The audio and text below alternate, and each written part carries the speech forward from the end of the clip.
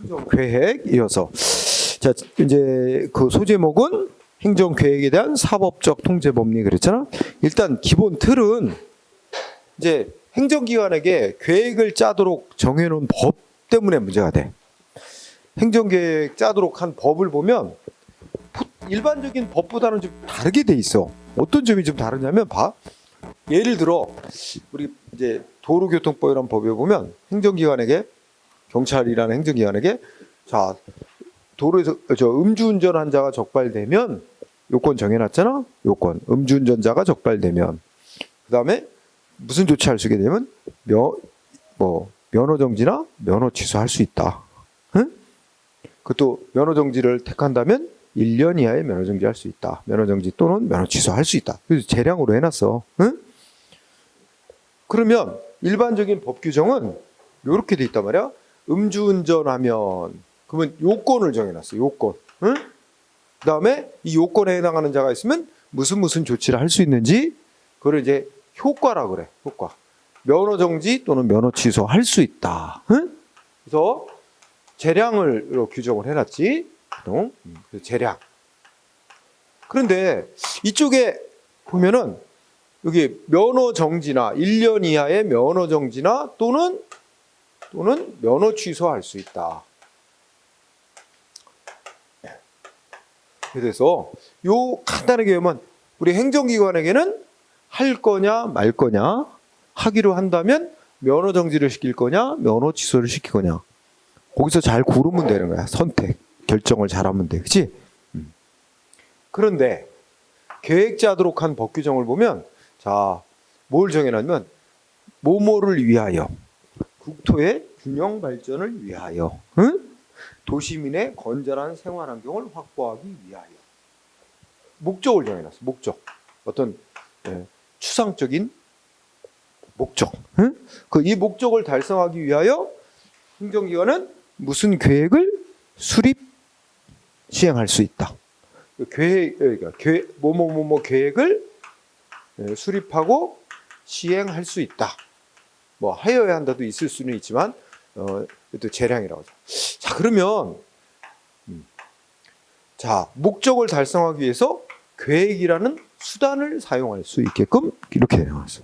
그럼 일단 구조가 조금 다르잖아. 이쪽은 뭐뭐에 해당하면 요건을 정해놓고 이거는 무슨 조치를 할 수도 있다. 그래서 이걸 뭐라고 부르냐면 조건 프로그램 구조로 돼 있대. 조건 프로그램 구조. 학자들이 쓰는 말. 뭔 조건에 해당되면 어떻게 조치할 수 있냐. 근데 이쪽은 목적 수단 구조로 짜여져 있어. 조금 다른 모양새다 이거지. 그지? 그 다음에 행정기관이 택하는 것도 선택하는 것도 좀 달라. 여기는 행정기관이 기껏해야 뭐 하는 거지? 법에서 야 면허 정지를 할 건지 면허 취소할 건지 선택하라는 거야. 그지? 머리 싸매고 야 면허 정지나 면허 취소 말고 다른 조치 뭐 적당한 게 있을까? 생각할 필요가 없어. 그냥 법에서 딱 정해줬잖아. 면허 정지를 시키든지 면허 취소를 하든지 응? 별 고민 안 해도 되잖아. 그지? 좀 가벼우면 면허 정지 응? 좀 중한 위반이면 면허 취소. 그지? 근데 이쪽은 생각해봐. 국토의 균형 발전을 위해서 뭔 내용 넣어서 계획 짜라 이건 아니야. 그냥 행정기관으로 국토의 균형 발전을 위해서 필요하다고 생각되는 것을 싸매고 고안을 해서 무슨 계획을 짜라 이거야. 계획을 짜라고만 했지 이 목적을 위해서 뭔 내용으로 계획을 짤지는 행정기관에 알아서 집어넣으라는 거야 내용은. 응? 그러니까 어떻게 돼? 이쪽이 더 골치 아픈 거야. 행정기관 입장에서는. 그치? 근데 앞에 또 생각해보면 행정기관에게 그만큼 뭐야? 그 내용을 어떤 내용으로 세울 것인지 재량을 폭넓게 주고 있는 거야. 행정기관의 재량은 여기서는 면허 정지할 건지 면허 취소할 건지 이것밖에 없어요. 근데 여기는 행정기관이 야 어디에는 제약이에요. 국토의 균형 발전을 위하여 이렇게 법이 목적을 정해서 국토의 균형 발전이라는 목적을 제한이 되지만 그 목적 달성을 위해서 뭐뭐가 필요한지는 행정기관이 스스로 생각해서 채우면 되는 거예요. 이쪽에 재량이 훨씬 더 넓어. 폭넓어. 그치? 그래서 아무도 이거는 반대하는 사람 없어. 이쪽에 행정계획 짤 때 법이 행정기관에게 부여한 재량, 이걸 계획재량이라고 이름을 붙이는데 행정기관이 계획을 짤 때 부여된 재량이 이 일반적인 재량을 부여하는 그런 행정작용보다 훨씬 더 양적으로 폭넓다. 그지?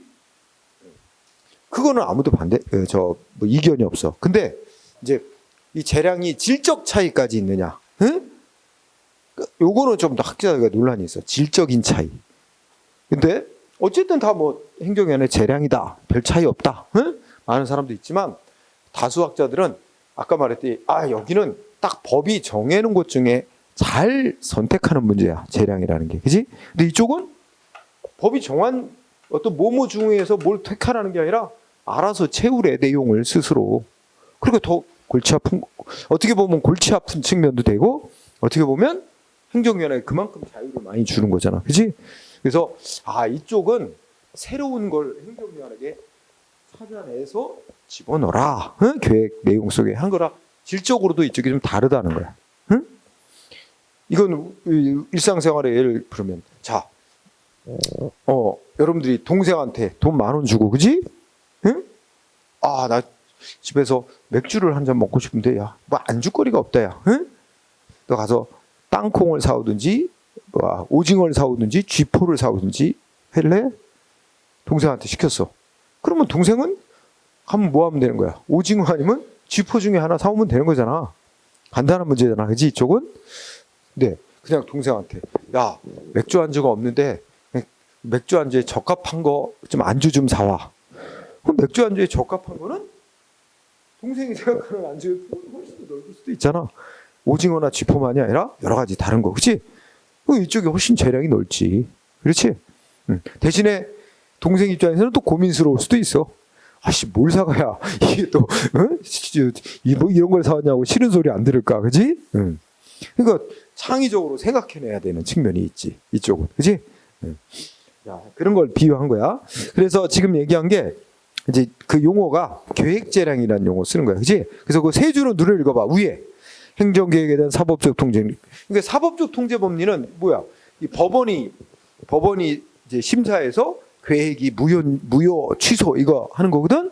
근데 그러려면 여러분 법원은 뭐 심사해? 위법인지 아닌지를 심사하는 거야. 응? 법원은 위법 여부만 심사해. 법을 위반했느냐? 응? 근데 이쪽은 이게 통제하는 논리가 또 어떻죠? 자, 음주운전을 한 자가 있다. 그리고 음주운전한 사실이 있냐 없냐 법원이 따져. 그러니까 음주운전을 했고 경찰 행정기관은 그 사람한테 음주운전자에게 면허 취소를 했어. 그랬더니 상대방이 자기 면허 취소한 건 위반에 비해서 너무 비례원칙 위반은 과잉 조치다. 비례원칙 위반으로 위법 주장하면 소송했어. 그럼 법원은 어떻게 따져? 이 사람이 음주운전을 위반한 사실이 있나 없나? 그거 따지겠지? 위반한 사실이 인정되네? 그러면 그 다음에 어떻게 돼?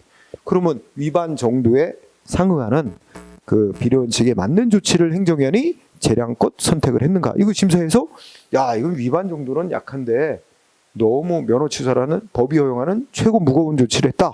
비례원칙 위반 이렇게 할 거 아니야, 그지? 근데 이 법원이 상대적으로 이 위법 여부를 판단하기가 쉬워요.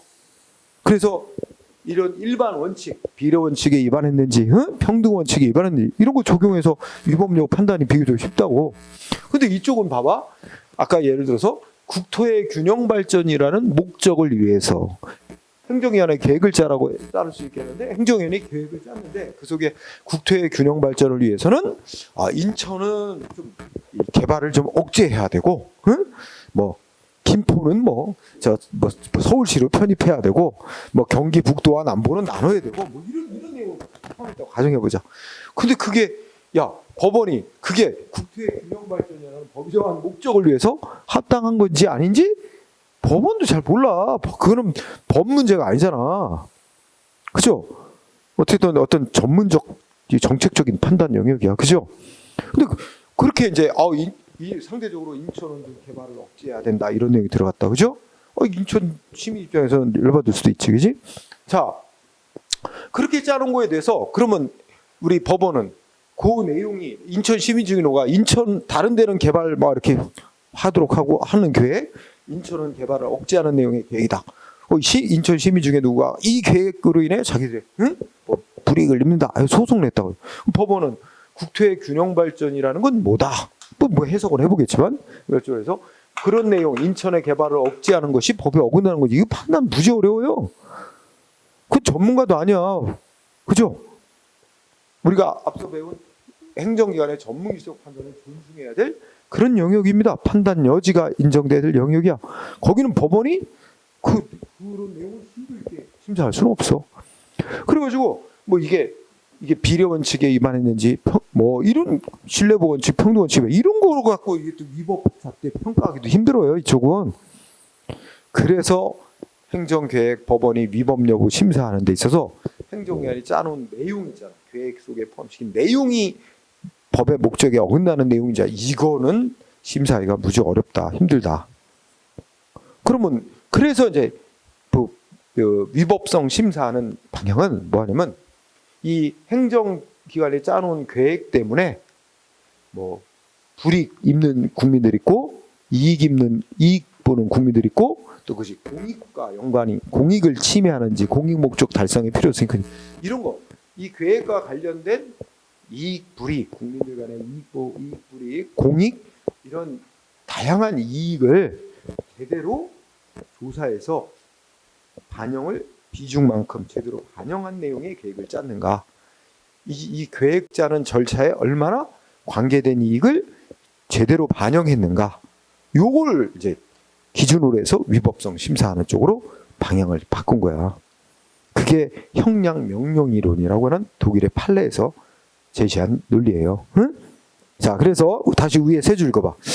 행정계획에 대해서 법원이 위법성 심사하는 데는 행정기관대로 계획자대로 포용하고 있는 계획법 규범의 구조적 특성, 이 목적 수단 구조로 돼 있기 때문에 그것 때문에 발생하는 행정기관의 엄청나게 폭넓은 재량이 인정돼서 이 폭넓은 재량을 이 통제하는 거 일반적인 재량은 아까 말한 대로 그런 방식으로 쉽게 통제가 가능한데 이건 통제가 어려워. 그래서 법원이 행정에 짠 계획 내용이 위법인지 판단하는 건 매우 곤란. 그래서 방향을 틀어서 절차 행정인이 계획을 수립할 때 그 계획 속에 그 관계된 다양한 이익을 얼마나 균형 있게 반영했는지를 심사하는 형량 명령 이론이라는 거로 방향을 틀었습니다. 응? 그런 얘기를 했죠. 그래서 여러분 쌍가루 1번 읽어보고 중요한 단어는 뭐야? 행정기관대로 계획자대로 허용한 법 규정은 어떤 구조? 목적 수단 구조. 응? 목적 수단 구조. 그래서 첫째 줄에 있는 요건 효과 구조는 이 조건 프로그램에도 하고 이쪽은 목적 프로그램이라고도 칭해. 어쨌든 이쪽하고는 좀 법 규정의 구조가 좀 다르게 되어 있다. 응? 이것으로 인해서 쌍가루 2번 계획 재량이라고 이게 이제 일반적인 다른 법 규정들에 비해서 행정기관이 계획을 수립할 때 부여되는 폭넓은 재량을 말해. 그걸 계획 내용 형성의 자유 이렇게 말해. 응? 하여튼 그 계획 재량이란 폭넓은 재량을 계획 재량이라고 한다. 응? 그럼 여기서 계획 재량 부분에서 동그라미 2번 여기 하나 밑줄. 행정기관이 계획 짤 때 부여받은 재량이 일반적인 재량보다 양적으로 훨씬 더 폭넓다는 건 아무도 반대 안 해. 그건 다 인정. 그 문제는 논란은 질적인 차이까지 있느냐 하는 게 논란인데 이건 재량의 질도 다르다. 아까 말했지. 이쪽은 단순히 법이 정해준 것 중에 하나만 합리적으로 잘 고르면 되는 문제인 반면 이쪽은 창의적으로 생각을 해서 법이 정한 목적에 맞는 내용을 생각을 해서 채워야 되는 문제니까 질적으로도 이쪽이 높은 거다. 높다는 말은 그렇지만 질적으로 차이가 난다. 재량도. 그래서 마지막 끝에 질적 차이까지 있다고 보는 견해가 다수 견해다. 그거는 시험에 가끔 나왔어. 그래서 아까 이 행정기관이 짜놓은 계획 내용이 위법인지는 법원이 심사 판단하기 매우 어렵기 때문에 자 3번 형량명령이라는 게 행정기관이 계획을 짤 때는 수립할 때는 계획과 관련된 공익 공익도 아까 예를 들어 4대강 사업한다? 공익을 보자. 4대강 사업을 실시하면 달성될 수 있는 공익 가뭄 해결 이렇게 물을 가둬놓기 때문에 이제 저장된 물이 많으니까 뭐 가뭄 때 용수로 쓸 수 있고 뭐 등등 이런 게 이제 공익적 목적이라고 치자, 그지? 하지만 또 환경에 대한 악영향도 있고, 그죠? 등등 안 좋은 것도 있단 말이야, 공익에. 그러니까 안 좋은 공익에 악영향 끼치는 거, 좋은 영향 끼치는 거, 그죠? 그다음에 계획으로 인해 불이익 받는 사람들, 이익 받는 거, 이런 거 다 균형 있게 제대로 조사해서 비교해서 그 비중만큼 반영을 해야 된다는 의무가 있다. 그걸 형량 명령이라고 부르는 거야. 그래서 형량 명령을 위반했다 그러면 형량 하자가 있는 계획이고, 형량 하자가 있는 계획은 위법한 계획, 이렇게 보는 거죠. 뭐 이해하고 넘어가면 되죠. 그래서 오른쪽에 가면 네, 거기 동그라미 3번이 중요해. 자, 우리 최근에 개정된 행정절차법은 이 규정을 추가했어. 행정청은 국민의 권리나 의무에 직접 영향을 미치는 계획을 수립하거나 변경, 폐지할 때는 뭐 하래? 그 계획과 관련된 여러 이익을 정당하게 형량해야 된다. 응? 형량명령 규정을 명시했어요. 그래서 그 밑에 법조문 소개해서 똑같이 써놨죠. 형량명령 규정. 여기까지가 추가된, 그러니까 행정계획에 대해서 딱 뭐야? 응? 2개 법조문 만들어놨어요. 아까 행정계획 전 페이지에 있었지? 그 전 페이지에. 응? 전전 페이지구나. 그죠? 행정계획을 수립 시행하거나 변경하려고 하면 원칙적으로 국민한테 20일 이상 예고하도록 한 거하고, 계획, 국민의 권리 의무 관계된 계획을 수립할 때는, 수립 변경할 때는 관계된 이익을 다 형량하도록. 그죠? 자, 그래서 그 밑에 이제 표로다가 형량하자의 유형이라고 해서 이게 이제 이익 형량 의무를 제대로 하지 않은 건데, 학자들은 보통 4가지 정도 얘기를 해. 표를 보면 계획과 관련된 이익을 제대로 조사도 안 한 경우, 응? 조사의 흠결, 그냥 읽고 지나가. 그 다음에 그 밑에 3가지를 조금 유의하자. 형량의 해태라는 거는 뭘 의미한대? 형량 해태는 이익 형량을, 관련된 이익 형량을 전혀 안 한 경우를 해태. 응? 그리고 그 밑에 있는 흠결은 뭐야? 빠뜨린 거야. 중요한 이익을 빠뜨린 경우. 응? 누락. 이익 형량은 다 하긴 했는데 관계된 이익은 다 조사해서 반영한다고 했는데 어떻게 돼? 빠뜨린 사항이 있는 경우, 흠결. 그다음에 오형량은 자, 모든 관계된 이익을 다 조사 반영을 했는데 반영 비율이 잘못됐어요. 말하자면 중요한 이익은 과소평가해서 반영을 적게 하고, 덜 중요한 이익을 과대평가해서 반영을 많이 하고, 이런 경우가 오형량이죠. 그러니까 이익 형량에 있어서 비례 원칙, 응? 이런 거 위반하는 거죠. 응? 자, 그러면 이 중에 우리 대법원이 1번 판례에서 3가지를 언급하고 있어요. 우리 대법원도 원래 이런 논리가 독일의 판례에서 나온 건데 그대로 우리도 받아들여서 판결하고 있어요. 그래서 우리 1번 판례를 보면, 자, 1번이 시작이 행정계획이란 이러이러한 작용을 말하는데, 그죠? 그런데 2번째 줄, 그죠? 넷째 줄, 도시계획법 등 이 계획자도록 한 법을 보면 아까 추상적인 목표만 정해놨어. 응? 뭐 국토의 균형 발전, 응? 도시민의 건전한 생활환경 확보, 이런 예를 들자면 그런 것 같은 추상적인 행정 목표와 계획자는 절차만 규정해놨을 뿐 구체적인 그 계획의 내용은 법에 없어. 그건 행정기관에 알아서 짜라고 준 거야. 응? 이런 목표 수단 구조로 법 규정이 되어 있기 때문에 결국 계획을 짜는 행정기관에게는 뭐가 주어져? 구체적인 행정계획을 입안 결정. 그러니까 쉽게 말하면 계획을 수립할 때, 계획을 짤 때 뭐야? 비교적 광범위한 내용 형성의 자유를 갖는, 이게 우리가 이걸 줄여서 계획재량이라고 부른 거 아니야? 광범위한 내용 형성의 자유를 갖는다. 하지만 아니 아무리 계획 짤 때 폭넓은 재량이 부여되는데 그 재량도 무제한의 자유는 아니다. 응? 그래서 어떤 제한이 있대? 응? 계획과 관련되는 자들의 이익을 공익과 사익 사이에서, 물론 공익 상호 간에도 또 대립하는 사익 상호 간에도 정당하게 비교 교량, 교량은 뭐 형량하고 같은 말이야. 비교 저울질해서 반영해야 된다는 그런 제한이 있는 거다. 무제한한 게 아니고. 그러면서 그 다음이 중요해. 따라서 자 우리가 행정기관의 계획을 수립할 때 자 첫 번째 이익 형량을 전혀 안 하거나 우리 판례 세 가지 언급하고 있다 그랬지? 이익 형량 전혀 안 하는 걸 뭐라고 부른다 그랬어요? 형량 혜택. 그 다음에 두 번째 고려해야 할 대상에 마땅히 포함시켜 누락한 걸 뭐라고 그런다 그랬어? 형량 흠결. 그 다음에 어떻게 돼? 다 이익 형량을 했지만 정당성, 객관성이 결여된 경우. 이게 이제 비례원칙 위반하는 거죠. 이렇게 세 가지라고 보는데 이럴 때는 뭐래? 그 계획은 이익 형량 의무를 위반한 형량 하자가 있는 계획에 대해서 위법이 된다. 이런 얘기입니다. 고기 판례에서는 끝에 재량권을 일탈남용했다 이런 표현을 썼는데 요거는 예전에는 그렇게 쓰다가 최근에 와서는 형량 하자가 있다 이렇게 표현을 또 바꿨어요. 2000년대 이후에는. 근데 결론은 뭐 뜻하는 바는 똑같습니다. 위법이라는 결론에 이르는 건 똑같은데 예전에는 그냥 이쪽 일반 재량 심사 논리에서 적용되는 일탈남용이라는 단어를 썼다면 지금은 이제 형량하자라는 말을 써서 판결하고 있다는. 그래서 1번만 잘하면 돼요. 여기는 1번 판례에서 다 들어있고 다음 페이지나 이런 데 판례는 2번도 해야 되고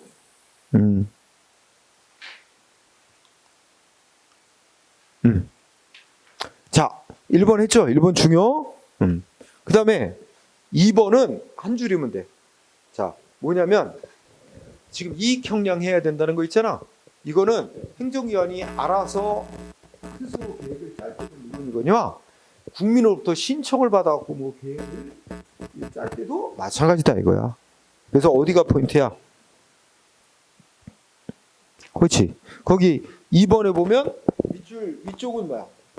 그 행정 계획 짤 때는 앞에서 말한 대로 관계되는 여러 이익을 제대로 정당히 형량해야 될 의무가 있는데 형량을 제대로 안 했다면 셋째 줄 뭐 했다는 거야? 형량 하자가 있어서 위법이다 이런 말 쓰지?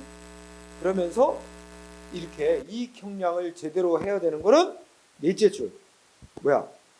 행정기관이 알아서 계획을 수립 결정할 때뿐만 아니라 주민으로부터 제안을 받아들여서 그지? 계획을 결정할 때도 마찬가지다. 요거야. 여기 시험에 쓰이는 건 요거야. 응? 자, 보고 그다음에 뭐 다음 페이지 판례는 특별한 건 없어.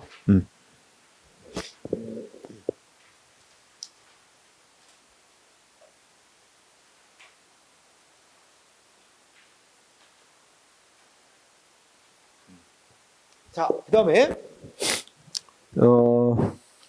414쪽 맨 밑에 이제 뭐야? 권리구제.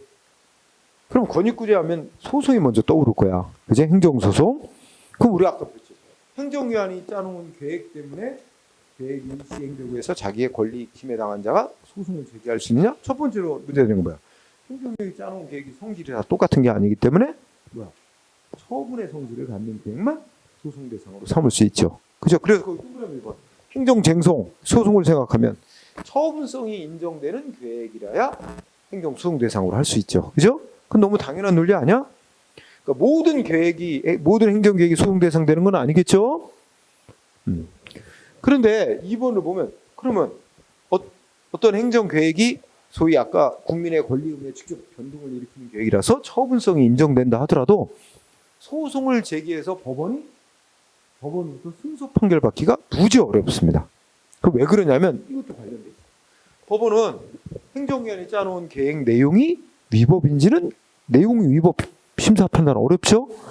그래서 주로 계획 짤 때 얼마나 관계된 이익을 제대로 조사 반영했느냐에 여기 초점을 두는데 그거에 위법이 있다고 치더라도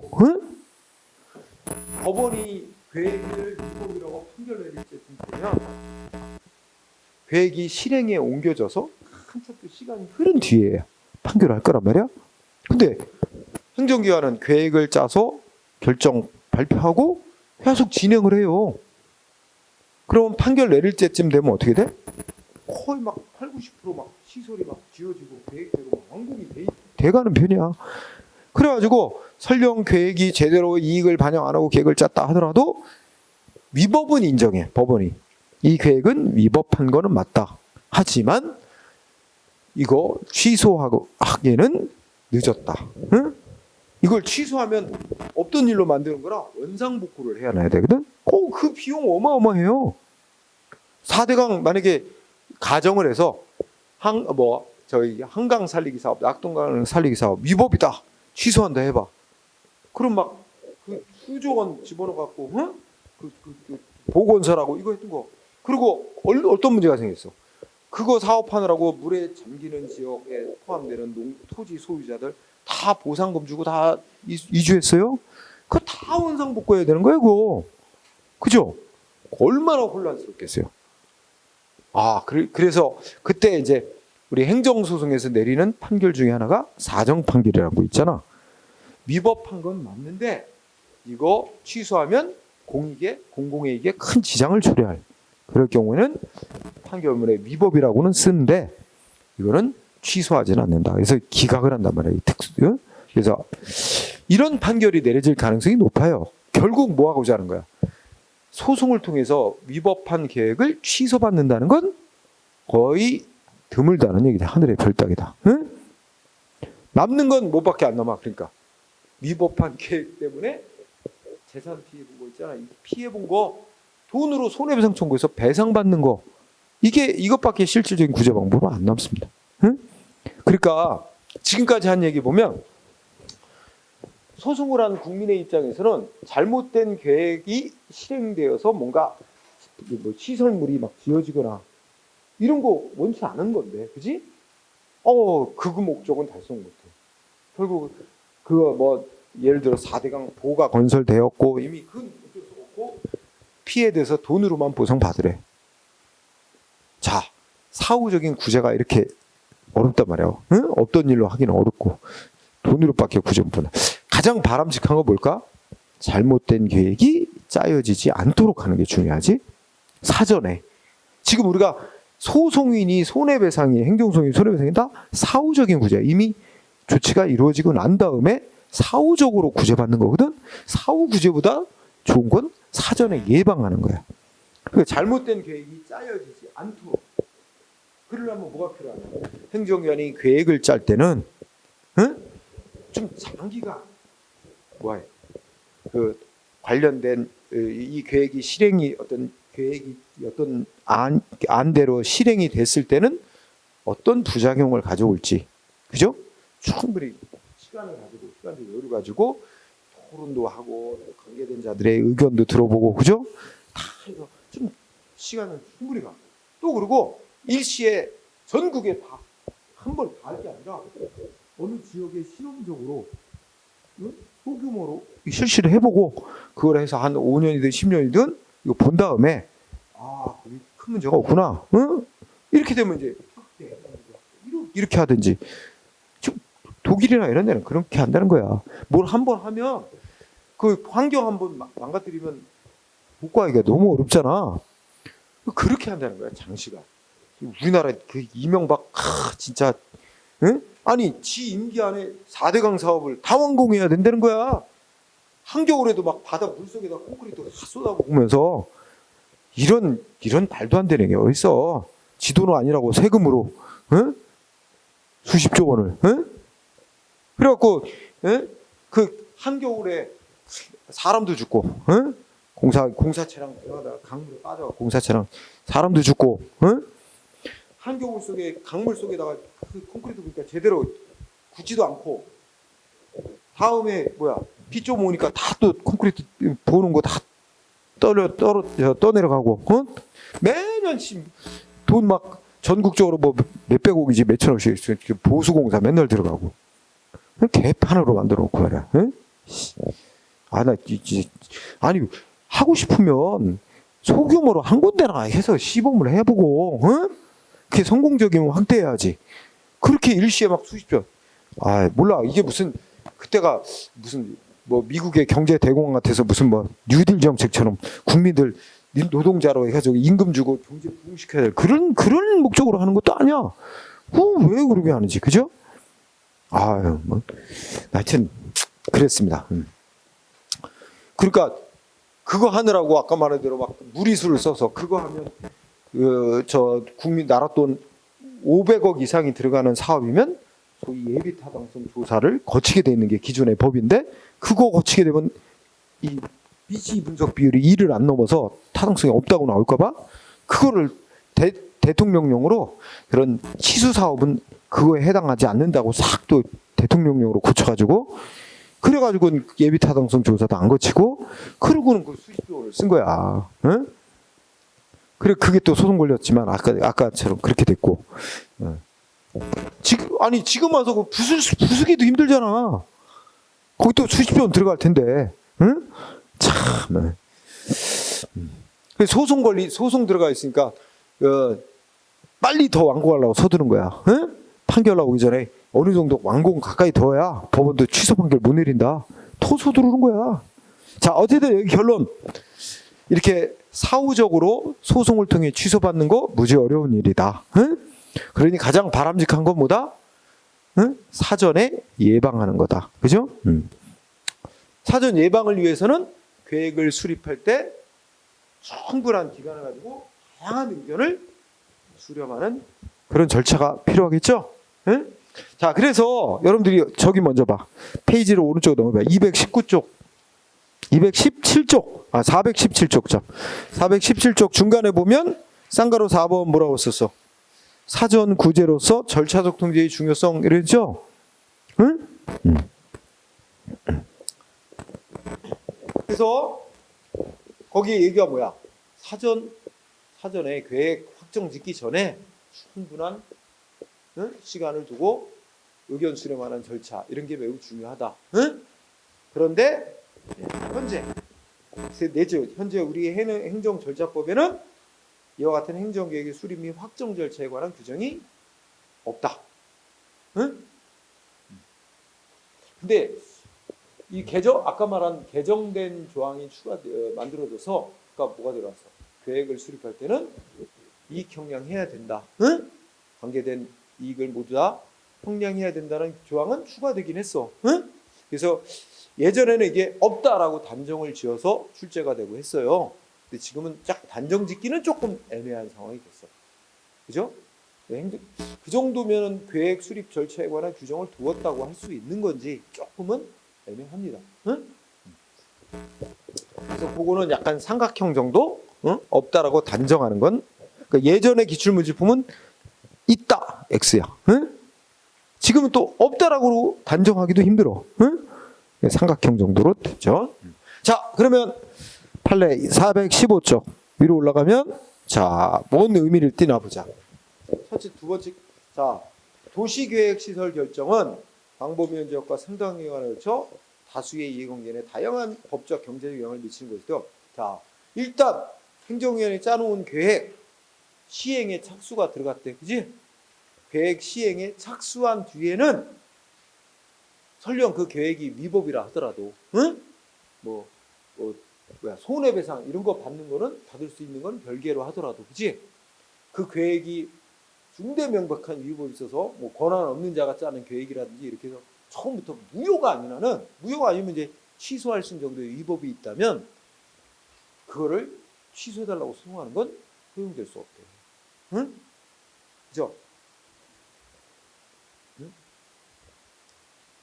세제 끝에 행정위원회 짜놓은 도시계획 결정, 응? 계획 자체를 취소나 해제시켜 계획을 없애달라고 해제해달라고 요구할 권리를 일부 이해관계 있는 국민에게 줄 수는 없다. 한편 이게 반대로 생각해봐. 이게 인정된다면 어떻게 돼서 소송이 들어가고 취소를 하게 되면 또 다른 관계 계획과 관련 다른 다수 국민들이 뜻하지 않은 피해를 보잖아, 그렇지? 그런 거 다 고려할 수밖에 없다는 거지. 응? 그래서 다시 한번 좀 큰 틀에 말하면 어떤 계획이 좀 일부 위법이 좀 있다 해도 그거를 시행에 착수가 되고 나면 취소해달라는 권리를 인정해주기 어렵다. 응? 결국 위법으로 인정되면 손해배상으로 해결할 수는 있어도, 그지? 그런 뜻이지. 그럼 생각을 해보자. 그러면 시행에 착수된, 그러면 어느 때 소송하라는 얘기는 행정위원회 계획, 국민에게 권리에 영향을 미치는 계획을 결정 고시한 때부터 결정 고시가 나오기 전에는 또 소송 대상도 안 돼. 도시계획결정 같은 행정계획결정을 결정해놓고 정말 시행해놓고 들어갈 거야. 그 실행에 착수된 뒤에는 또 소송 못한대. 취소해달라고 청구할 권리 인정 안 되잖아. 안 된대. 그죠? 그러니까 취소해달라고 여기 뭐라 해서 그 요구할 권리, 취소해달라고 신청할 권리가 인정 안 된대지. 그러면 이 취소를 원하는 사람이 그 계획을 짠 행정위원회에 취소해달라고 신청을 했어. 행정위원회가 거부했어. 그 거부는 소송 대상이 되는 처분이야? 안 되지. 신청권이 있는 사람이 신청을 해온 거에 대해서 행정위원회 거부를 해야 그게 소송 대상이 되는 거부 처분이라고 보잖아. 신청권이 없으니까 행정위원회 거부에서도 거부를 갖고 소송으로 다툴 수가 없는 거야. 그렇죠? 그 다음에 2번. 2번 중요하다. 자, 우선 도시계획사업 계획이 시행돼가지고 토지가 수용돼서 이미 토지에 대한 소유권을 상실한 자는 뭐야? 두 번째 줄. 그 행정위원회 도시계획결정과 토지 수용 조치가 처음부터 당연히 무효라면 모를까 그런 특별한 사정이 없는 한 도시계획결정을 취소해달라고 청구할 법률상 이익이 없다. 그러니까 법원에 소송할 자격도 인정 안 된대요. 응? 여기도 뭐가 들었어? 여기는 이미 토지에 대해 소유권을 상실한 자는, 그치? 그 다음에 3번은 넷째 줄에 이전고시라는 말뜻을 이전고시가 뭐냐면 여기 지금 뭐하지? 그 도시 및 주거환경정비법이니까 주로 재개발 사업, 재건축 사업 이런 거야. 응? 그러면 이전고시가 뭐냐면 재개발 사업을 한다고 치자. 그러면 재개발 사업 하기 전에 집값 땅들 막 이렇게 어지럽게 있었는데 재개발 사업 딱 마치지. 그러면 싹 정리가 될 거야, 정비가. 그러면 어디에 있는 땅은 누구의 땅으로 하고 어디에 있는 건물은 누구 건물로 한다. 이런 식으로 그게 그 원래 사업이 있기 전의 그 어떤 소유권이 개발 사업이 맞춰진 그 개발 정비된 지역에 그 소유권이 이렇게 이전됐다는 거야. 그게 이전됐다고 공고하는 거야. 이전 고시. 응? 이전 고시가 되면 이제 법적으로 건물이나 땅에 대한 소유권이 이 사업이 맞춰진 정비된 땅으로 옮겨진 거로 이제 법적 효과가 발생하는 거지. 응? 응. 우리 아까 환지 계획대로 해서 환지 처분이 되면 소유권이 이렇게 이제 그쪽으로 이전된 효과가 확정적으로 생기는 거야. 마찬가지. 그러면 이렇게 소유권이 정비사업 맞춰진 곳으로 이전됐다라는 게 고시가 되면서 효력을 발생하고 난 뒤에는 일부 조합원이 조합이 작성한 관리처분 계획 취소시켜달라, 무효 확인해달라고 청구할 이익을 인정해 줄 수는 없다. 이거 인정했다면 나머지 사람들은 어떻게 되라고? 어마어마한 혼란을 가져오겠죠. 그죠? 네, 그런 것 때문에 인정해 줄 수는 없다. 결국 다 뭐로만 해결해? 돈으로. 이게 위법이다. 또 돈으로 물어주는 방법밖에는 해줄 수 없다. 응? 이런 취지죠. 자, 다 판례 다 시험에 쓰입니다. 자, 헌법소원은 뭐 특별한 건 없고 행정계획 때문에 헌법이 보장하는 권리, 기본권이 직접 침해됐다면 그 계획은 헌법재판소에다가 이제 기본권 침해에 대한 구제 신청, 헌법소원 대상이 될 수도 있다. 그래서 구체적인 예로 1번이 잘 나오죠. 1번. 자, 1번에 비구속적인 행정계획안. 비구속적이란 건 법적인 강제력이 없는 거죠. 응? 비구속적인 행정계획안일지라도 어떻게 된대? 그 내용이 국민의 기본권에 직접 영향을 끼치는 내용인데다가 앞으로 법령이 제정되어 뒷받침됨으로써 그대로 실시될 것이 틀림없을 것으로 예상될 수 있는 때에는 그건 일종의 뭐로 볼 수 있대? 공권력 행사로 볼 수 있대. 그건 공권력 행사로 볼 수 있고, 그럴 때는 공권력 행사로 인하여 헌법상의 기본권이 직접 침해됐다면 헌법소원 대상으로 할 수 있대. 응? 이거 되게 중요해. 잘 나와. 그래서 막 줄이면 어떻게 돼? 그냥 기억하면 원래는 비권력적인 행정계획이 아니라도 예외적으로 뭐가 될 수 있다고? 헌법소원 대상이 될 수 있다. 일정한 요건이 갖춰지면 요겁니다. 자, 그렇게 정리하고요. 그 다음에 우리 9급 시험에서는 1번만 나왔고 2번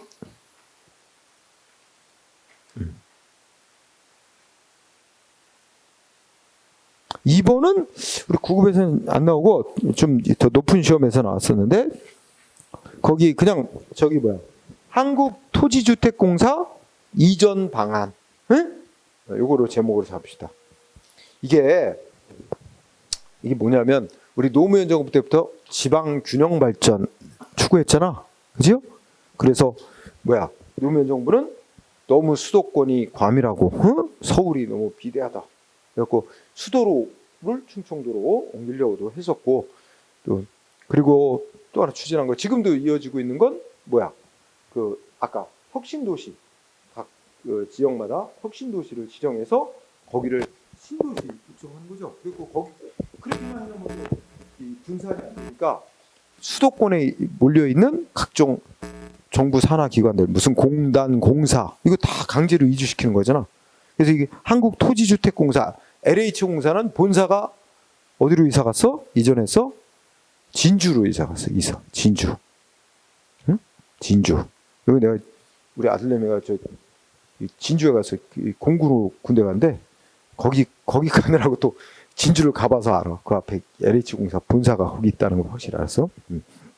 그래서 그런데 그거를 이제 여기 국토부 장관 산하에 있는 거니까 LH공사가 국토부 장관의 감독받는 기관인가 봐. 응? 그래서 국토부 장관이 LH공사야. 지금으로 따지면 LH공사 지방으로 이전시키는 방안을 짰나 봐. 응? 이게 제목. 이 방안은 어떻대? 응? 그냥 그 의견 조율 과정에서 행정청으로서의 내부 의사를 밝힌 계획안 정도에 불과. 응? 그래서 이거는 어떤 후속 절차를 거쳐 뭐 협의 절차 거치고 확정돼야 이 효력이 발생하는 거고 그냥 안 정도에 불과하대. 계획안 정도에 불과해서 아직은 뭐야? 거기 마지막 줄에 이 이전 방안이 국민의 권리 의무나 또는 법적 지위에 어떤 변동을 가져온다고는 할 수 없기 때문에 그는 헌법 재판의 대상이 되는 공권력 행사에 해당한다고 볼 수는 없다. 응?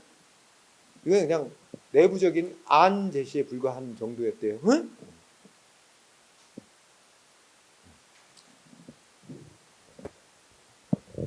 그다음에 3번은 뭐 따로 안 해도 이렇게 논리적으로 봅시다. 우리가 아까 공부했어.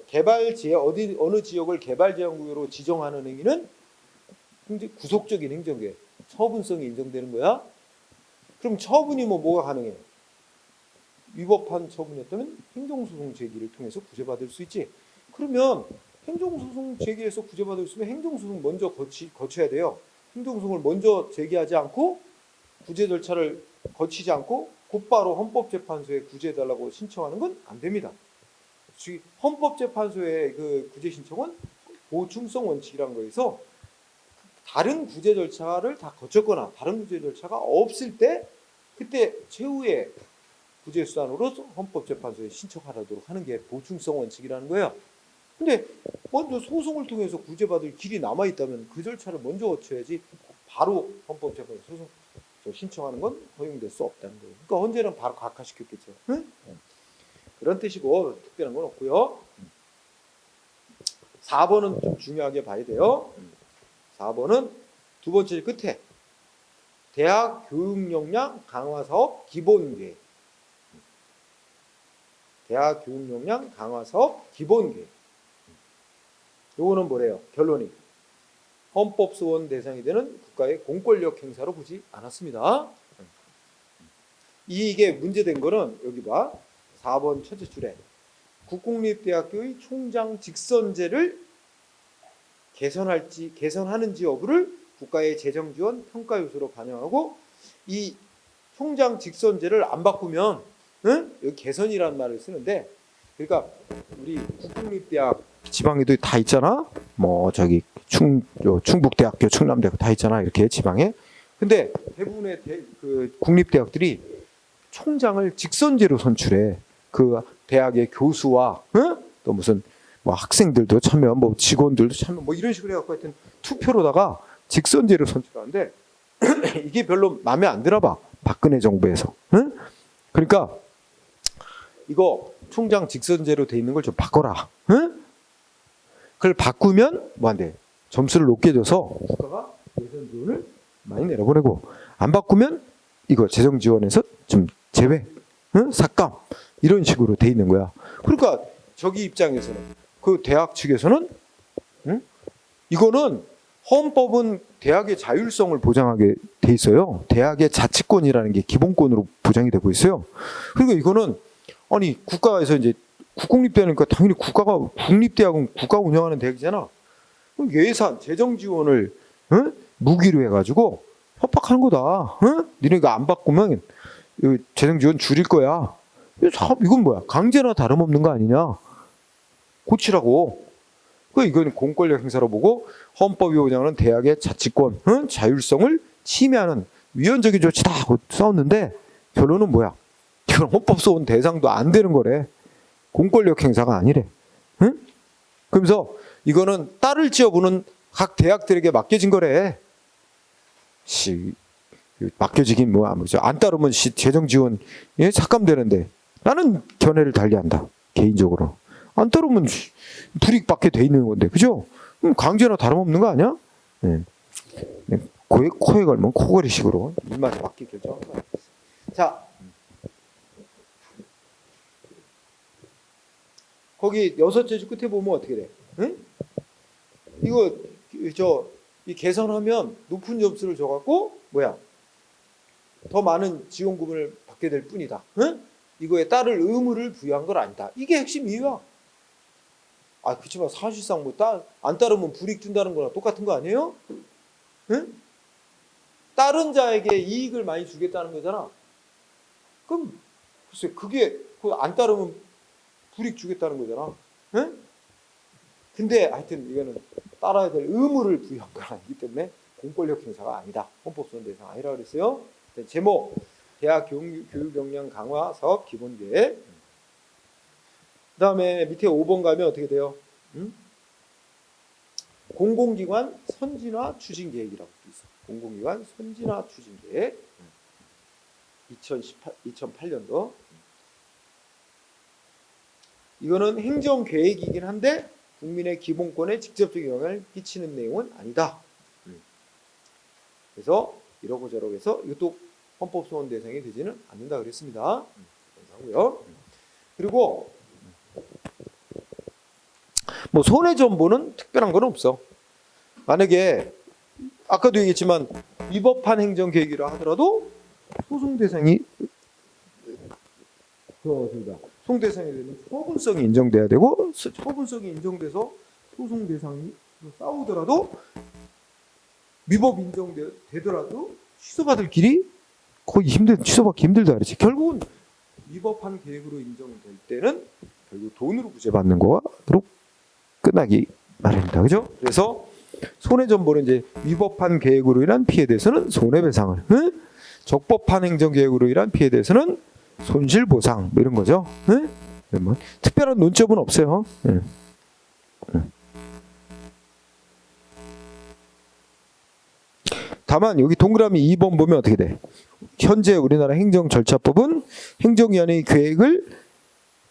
계획을 짜거나 변경하거나 계획이 효력이 상실됨으로 인해 국민의 재산상 손실의 보상, 손실보상에서 아무 규정을 안 두고 있습니다. 그리고 다른 법인 국토의 계획 및 이용에 관한 법률에서도 행정위원회 계획을 짰다가 국민한테 발표해서 이렇게 한다. 계획 세웠다가 계획을 바꿔가지고 그러면 정부의 계획을 믿고 거기에 맞춰서 내가 행동하고 움직였는데 계획을 바꿔버리면 피해를 보잖아, 국민이. 그럼 이거에 대해서 그 계획을 신뢰하고 따랐다가 피해보고 해서 보상하도록 할 필요도 있는데 그런 보상 규정은 두지 않고 있다. 그죠? 동그라미 2번만 체크. 그리고 그 오른쪽에 판례는 아까 우리 법조문 어떻게 했지? 아까 내가 무슨 예를 들어서 여기 홍길동이 땅이 있는데 여기다가 도로 날 예정지라고 이렇게 도시계획 시설 지정이 된 상태에서 상대방 국민 사업은 진행도 안 하니까, 응? 아무런 보상도 못 받고 그냥 마냥 기다려야 돼? 자기 재산권 이용 제한 받으면서 이건 너무하다. 그죠? 그래서 최소한 국민들은 어떻게 하래? 10년까지는 아무 보상 없어도 감수하고 있으래요. 응? 근데 10년이 지난 뒤부터는 사업을 계속 진행 안 함으로써 그 토지 소유자가 받는 불이익은 보상을 해줘야 된대. 응? 그리고 20년이 지나도록 사업 안 하면 어떻게 된다고? 그때는 지정했던 게 자동적으로 효력이 상실되도록 한 거예요. 그래서 우리 판례에 보면 보상 없어도 이 사업이 지연되는 거 때문에 받는 피해는 10년까지는 기다려야 된대. 응? 그게 이 팔레트자. 그게 외우지 않아도 됩니다. 응? 자, 아까 사전 절차 얘기했고, 자, 그 다음에 세계 국민의 권리 얘기 나온다. 자, 쌍가로 5번은 자 417쪽에 계획 보장 청구권이라고 불러. 이거는 뭐냐면, 야, 계획과 관련해서 이런 문제가 있을 수 있어. 하나는 정부가 어떤 계획을 확정해서 발표를 했고 나는 그 계획대로 된다는 것을 신뢰하고 행동으로 옮겼는데 정부가 계획을 폐지하거나 변경해. 그럼 나는 피해를 볼 수 있어? 그래서 뭐 하는 거야? 원래 계획을 폐지하거나 변경하지 말고 원래 계획을 그대로 유지시켜라. 이렇게 요구할 수 있는 권리를 계획보장 청구권. 좁게 말하면. 응? 그러니까 원래 계획을 폐지 변경하지 못하게 하려는 거. 이게 좁게 말하는 계획보장 청구권이야. 응? 그러면서 행정기관이 계획을 폐지 변경하는 것은 국민의 신뢰를 깨뜨리는 거다. 신뢰보호 원칙을 내세워서 행정기관에게 계획을 폐지 변경할 수 없게 못하도록 청구하는 권리. 이거 인정된다 안 된다? 응? 이거 인정될 수 없다고 봅니다. 일반적으로는. 응? 원칙적으로는 인정될 수 없다. 왜냐면 이런 거 한번 생각해보자. 여러분들도 계획 짜놓고 계획대로 100% 진행된 적 거의 없을걸? 그죠? 무슨 계획을 짜지만 항상 뭔 일이 생겨서 하루 일정 늦어지거나, 응? 하여튼 뭔가 그래. 그래서 계획이란 건 과거, 현재를 토대로 미래를 예상하고 이렇게 짜놓는 거라. 그러니까 뭔가 바뀔 수가 있는 가능성이 처음부터 내포되어 있다고 봐야 된다. 변경될 가능성이 이미 내포되어 있는 작용이 계획이다. 응? 그 다음에 두 번째는 행정계획은 대다수 많은 국민의 이익하고 연관되는 거야. 공익을 위해서 하는 거야. 그렇지? 그런데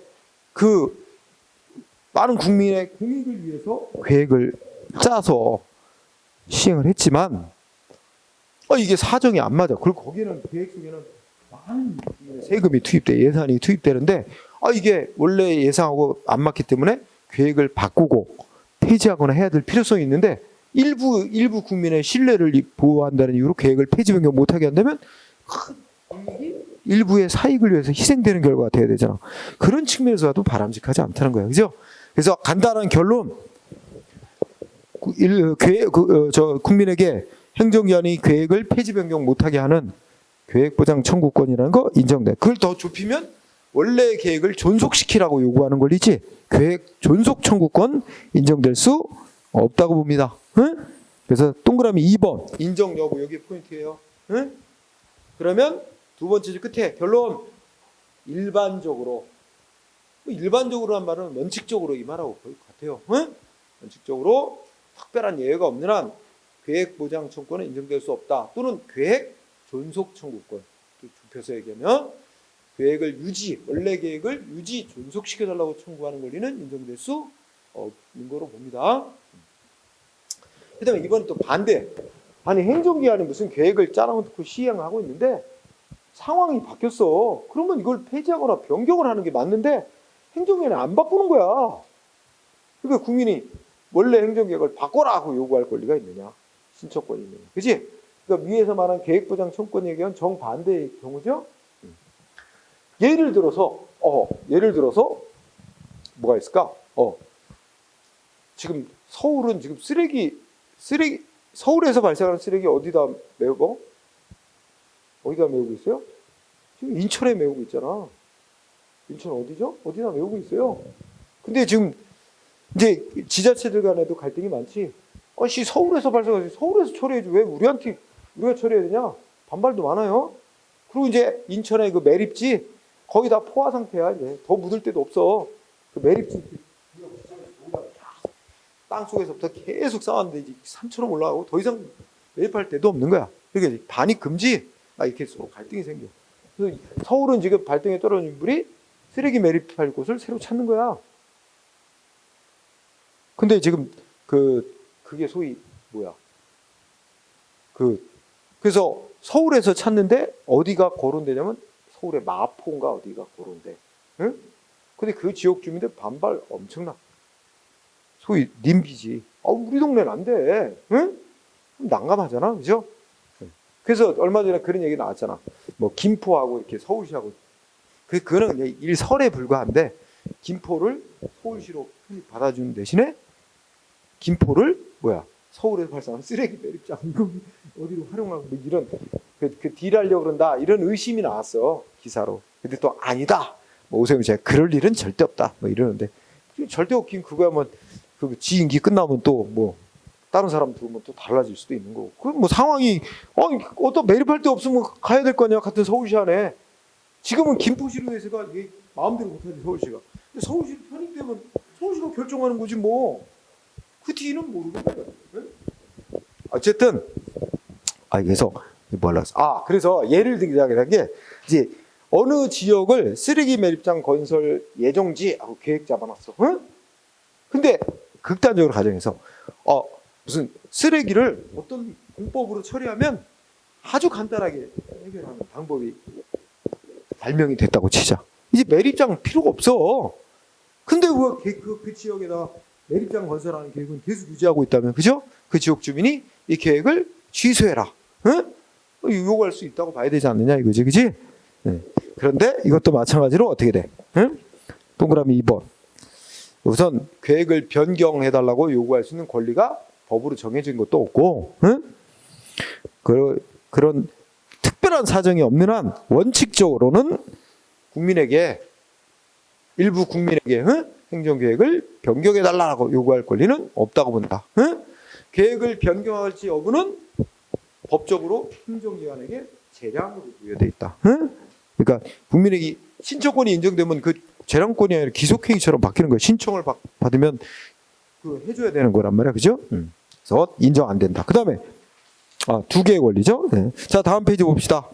판례. 자, 위에 거는 뭐야? 원칙적으로 행정계획 변경 신청권은 인정되지 않는다는 게 원칙적인 판례입니다. 이유는 법에도 규정이 없고, 그걸 특별히 인정해 줄 만한 조리상의 이유도 없다. 그래서 1번을 보니까 뭐라 했어? 도시계획법에 일부 주민이 행정기관에게 계획을 변경해달라고 신청할 수 있도록 하는 어떤 규정도 없고, 그리고 계획의 속성, 행정계획은 장기성, 종합성이 요구되는 행정계획은 장기적이고 종합성이 요구되는 성격을 갖고 있는데, 계획이 일단 확정되는 후에 그 뒤에 어떤 사정 변동이 좀 있다고 해서 지역 주민에게 일일이 계획을 변경해달라고 신청할 권리를 인정해 줄 수는 없는 거다. 그렇기 때문에 그럼 어떻게 돼? 신청권이 없는 주민이 신청을 해왔다. 행정위원회 거부에 따라도 그 거부 행위는 소송 대상이 되는 거부 처분이 되지 못한다. 왜냐면 국민의 권리 의무에 아무런 변동을 가져오는 게 아니니까. 그렇지? 똑같은 논리죠. 그래서 1번도 알아두고요. 2번 판례 밑에 줄 보면 이유는 똑같습니다.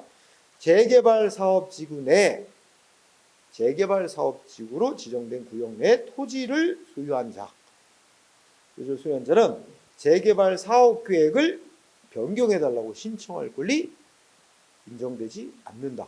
응? 재개발 사업 구역 내 토지 소유자라도 재개발 사업 계획을 변경해달라고 신청할 권리 법에 규정 없고, 이거 일부 토지 소유자에게 이거 인정해 줄 수는 없다. 다른 수많은 이해관계자들이 얽혀있기 때문에. 응? 그래서 신청권이 없으니까 신청받고 거부하는 일은 처분이 아니다. 그지? 그 다음에 그 밑에 거는 또 오타가 있어. 예외. 행정계획을 변경해달라고 신청할 권리 인정한 사례입니다. 예외적으로 인정한 사례도 있어요. 그래서 거기 제목이 부정이 아니라 인정이에요. 인정한 사례 예외적으로. 그래서 1번 판례를 보니까 넷째 줄 뭐라고 돼 있어요? 도시계획 구역 내 토지를 소유하고 있는 주민. 도시계획 구역 내 토지를 소유하고 있는 주민. 뭐 요구할 수 있어? 입안. 예? 입안은 도시계획 내용 속에 요런 것도 좀 포함시켜 달라고 제안하는 거죠. 도시계획 입안을 뭐야? 요구할 법규상 내지 조례상의 신청권이 있다. 예? 그래서 잘 모르겠으면 입안이라는 단어가 들어가면 그건 다 인정이야. 입안. 응?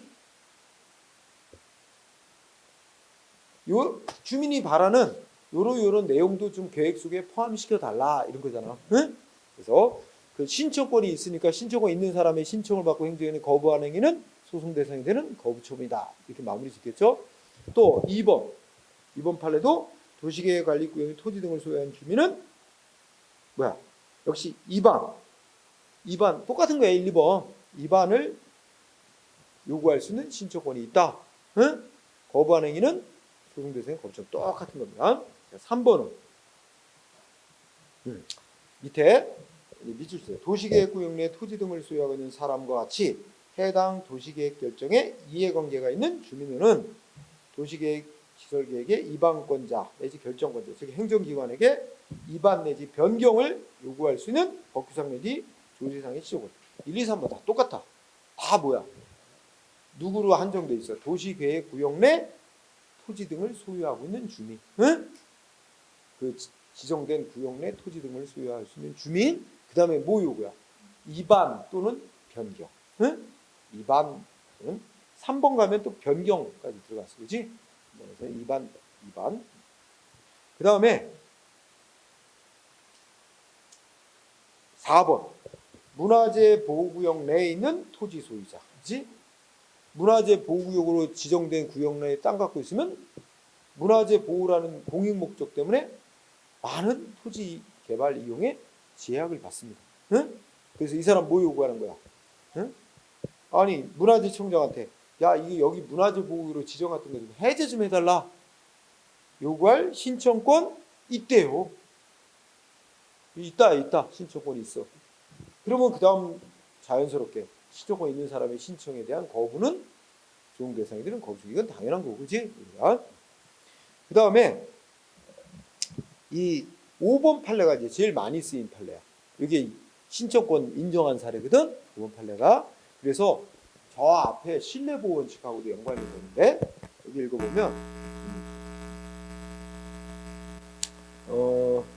앞에 이제 밑줄 치기 이전에 위에 네 줄은 뭐야? 네 줄, 다섯 줄은 원칙론을 얘기하는 거야. 행정계획이 일단 확정되고 난 뒤에는 뭐야? 원칙적으로 일부 국민에게 계획을 변경해달라고 신청할 권리 인정될 수 없다는 거지. 법에 규정도 없고 일일이 그 사정 변경 생겼다고 계획 변경해달라고 신청권 인정하면 계획이 너덜너덜해지면서 계속 바뀌어야 되잖아. 그죠? 그런 문제 생각하면 원칙적으로 인정될 수 없다. 하지만 여기에 포인트는 예외. 예외 장래 일정한 기간 내 법이 정하는 시설을 갖추어서 뭐야? 어떤 처분을 해달라고 신청할 수 있는 법률상 지위에 있는 자. 이건 반드시 시험에 쓰입니다. 이 말은. 그러니까 일정한 기간 내 법이 요구하는 시설 등을 갖추어서 어떤 처분을 해달라고 신청할 수 있는 법률상 지위에 있는 자. 있는 자는 어디다 신청? 국토 이용계획 변경해달라고 신청할 권리가 있다고 봐야 된다. 응?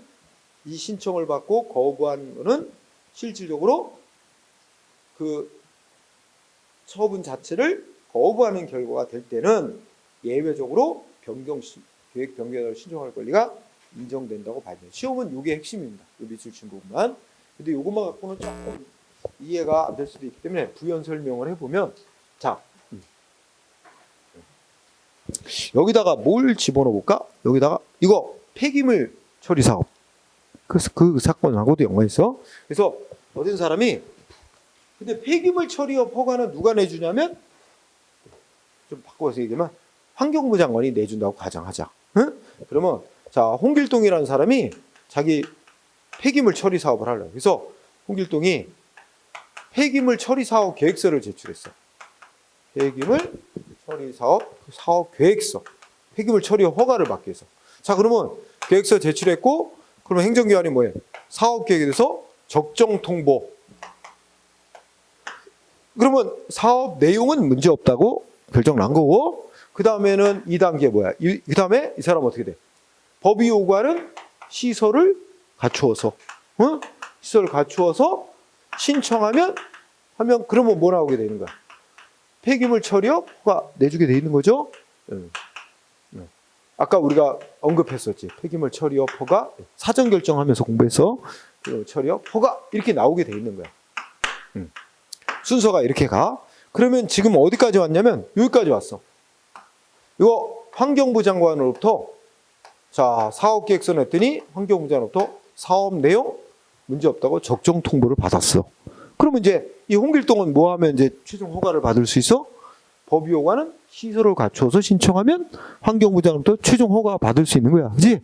근데 문제는 시설을 갖춰야 되는데 이 사람이 폐기물 처리 사업 계획서에 제시했듯이 이 사람이 폐기물 처리 사업을 하려는 예정 지역이 여기인데, 여기 홍길동이 여기다 안 되는 거야. 여기다 폐기물 처리. 근데 이 지역이 뭐로 지정되면 이 사람 땅을 포함해서 여기가 예를 들어서 무슨 뭐 자연 보전 지역 예를 들면 이런 거로 지정이 돼 있는 땅이야.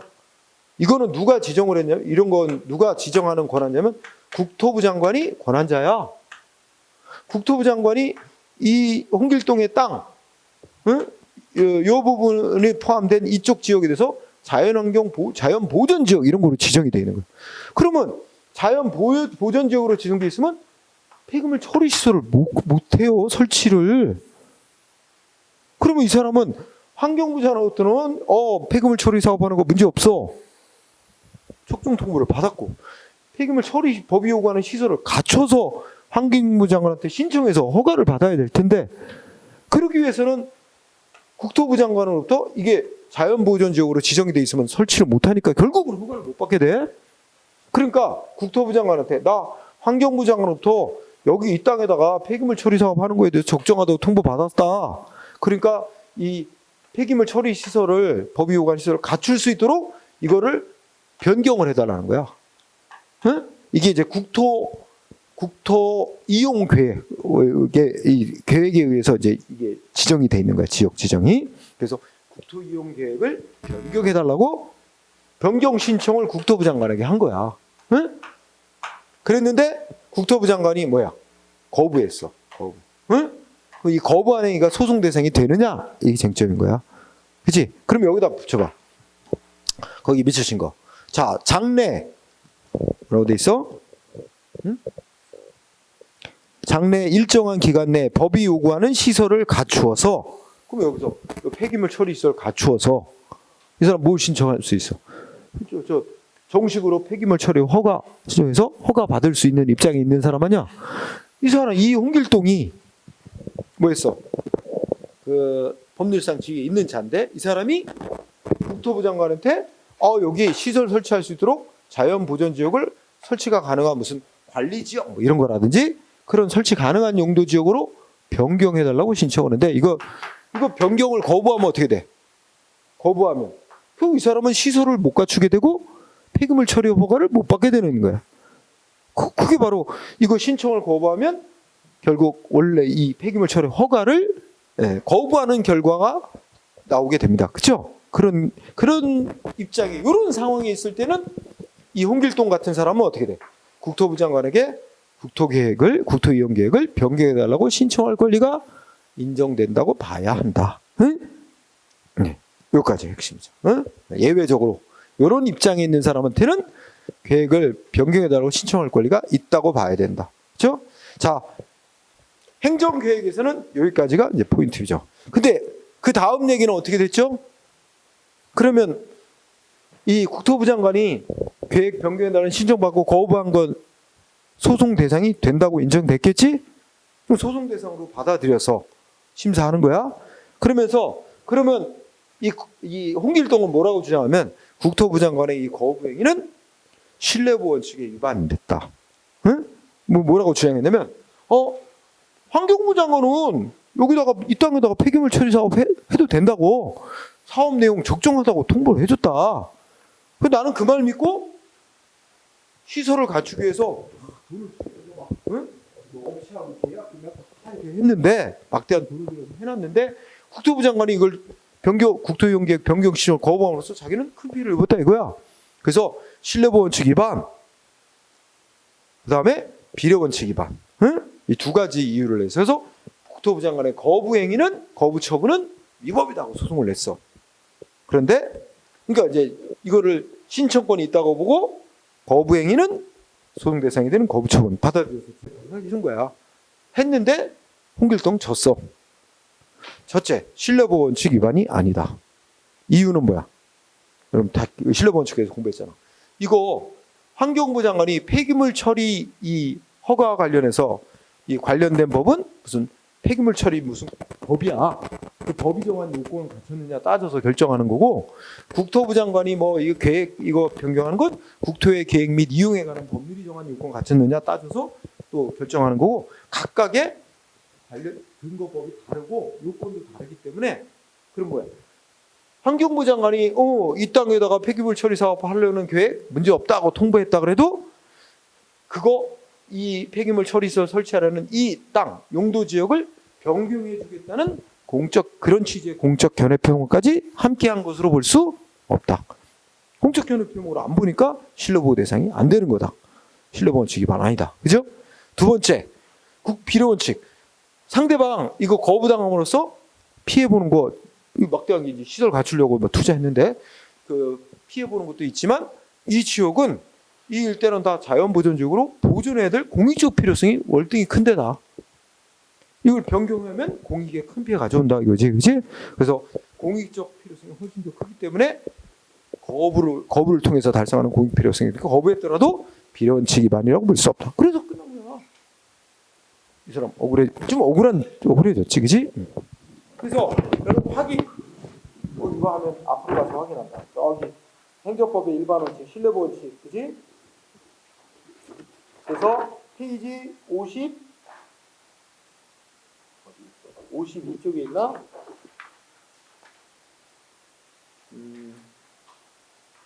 네, 52쪽에 위에서 내려오면서 15번 판례, 네?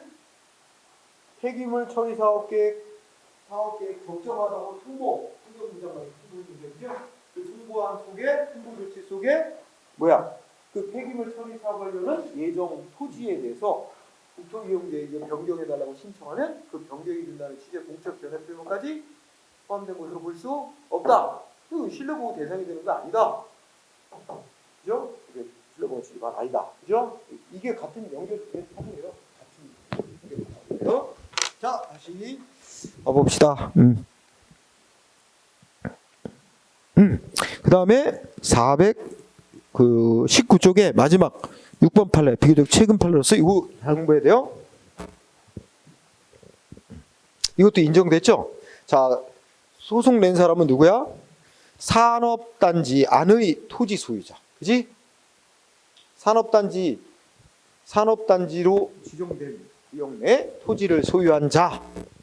산업단지 안의 토지 소유자는 뭐야? 토지 소유자로서 뭐해? 그 산업단지에 입주하려는 기업자, 응? 입주하려는 자는 뭐야? 하여튼 그 권한 가진 행정기관에 대해서 셋째죠. 산업단지 개발계획 변경해달라고 신청할 수 있는 신청권이 있다. 산업단지 안에 토지를 소유한 자로서 그 산업단지 안에 입주하려는 자에게는 산업단지 개발계획을 변경해달라고 신청할 권리가 있다. 그 신청에 대해서 거부한 것 소송 대상이 되는 거부처분, 권리를 침해하는 거부처분이 된다는 얘기죠. 이렇게 정리죠. 자, 그 다음에 주제는 이제 두 개의 주제죠. 공법상 계약과 사실행위 및 행정지도가 있는데, 야, 이거 다 끝내기는 힘들겠다. 자, 일단 쉽시다. 쉬고 가만 있어봐. 그럼 다음 시간을 위해서 다음 시간에는 이게 좀 애매하다. 공법상 계약하고 행정지도 사실행위 3개 정도 주제? 아니, 다음 시간 또 그래도 하고, 다음 시간에도 이거는 갖고 오지 마. 읽어없나 마무리하고 시간이 좀 남으면 요 이제 저 뒤쪽에 공부했던 거 한 대 묶어갖고 전체 문제 연습을 한번 또 하면 돼. 그 1시간 정도는 그 정도로 하도 되고 좀 더 넓은 범위로 한번 문제 또 풀어보지 뭐. 응? 이렇게 하고 자 그럼 오늘은 쉬었다가 오늘 한 거 뭐 배웠어? 오늘 확약부터 해서 그죠? 뭐 그 문제가 많이 나오는 건 아니지만 뭐 가행정행위, 부분허가, 응? 사전결정 뭐 이런 거 배웠죠? 응. 그리고 이런 용어 쓰요. 행정기관이 최종 결정이 남겨져 있는 그러니까 복잡한 결정을 쪼개서 몇 단계를 거쳐서 하는 거 있잖아. 이런 거를 어떤 학자들은 단계적 행정결정이라는 이름으로 불러. 그럼 단계적 행정결정이라는 타이틀에 들어갈 수 있는 게 뭐야? 확약도 단계적 결정이라고 할 수 있어. 뭐 허가해주겠다고 먼저 약속하고 나중에 최종 허가하고, 그렇지? 그것도 단계적 결정. 그 다음에 뭐 아까 사전 결정, 부분 허가 이런 게 다 단계적 결정이라는 타이틀하에 들어갈 수 있는 목록이야, 그렇지? 그래서 시험 문제가 다음 중 단계적 행정 결정에 관한 설명이다. 틀린 거 골라라. 그러면 지문은 다 그런 거야. 확약, 뭐 사전 결정 이런 거 갖고 지문 깔아낸 거야. 응? 네, 그 용어 설명 하나 있습니다. 자.